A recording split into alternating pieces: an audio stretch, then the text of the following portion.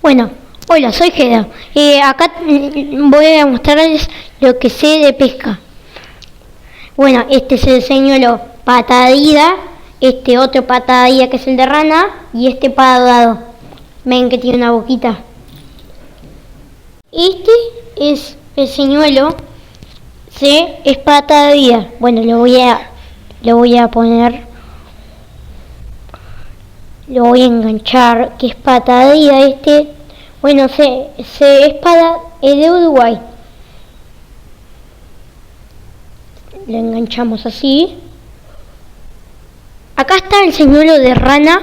Este es patadilla.